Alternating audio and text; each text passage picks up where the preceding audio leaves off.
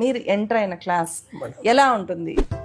ఈ డ్రెస్ ఎందుకు వేసుకొని వచ్చిందంటే నీకు ఇంటర్నల్ ఆర్గాన్స్ డైరెక్ట్ గా చూపెడదామని వేసుకొని వచ్చినాను.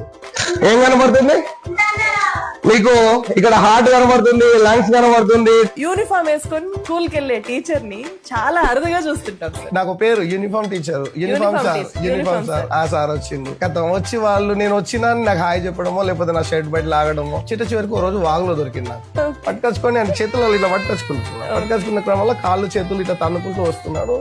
స్కూల్ కు దగ్గరికి వచ్చిన తర్వాత కాళ్ళు మొత్తం ఇట్లా తన్నేసుకొని కింద పట్టినాయి. కోపం బాగా వచ్చింది. ఒక్కటి అంటే జనరల్ గా ఒక్కటి చెంపమించలు కొట్టినా.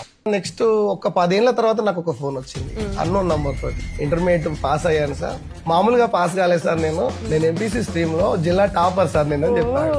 అటక మీద ఎక్కాడు, దాక్కున్నాడు. పిల్లలకి ఏం కాన్సెప్ట్ పోయిందంటే లాస్ట్ కు మా సార్ ఎలాంటి పరిస్థితుల్లో ఉన్నా బడికి రాకపోతే వదిలేడు. అదేదో ఇక్కడ వచ్చి కూర్చుంటే అయిపోద్ది కదా అనే ఉద్దేశంతో ఎక్కడైతే పొలాలలో వాళ్ళు దాక్కోవడానికి వెళ్ళి చేలాల్లో ఉంటే అక్కడికి వెళ్ళి క్లాసెస్ అంటే ఈ పిల్లలు కూడా తీసుకుపోయి పిల్లలందరూ బంజారానే మాట్లాడతారు, ఇక వేరే తెలుగు మాట్లాడారు. వాళ్ళకి నేను దగ్గర కావాలి. ఎట్లా అవుతా అంటే వాళ్ళ లాంగ్వేజ్ నేర్చుకోవడం వల్ల. మీరు నేర్చుకున్నారు వాళ్ళ లాంగ్వేజ్, బంజారా లాంగ్వేజ్.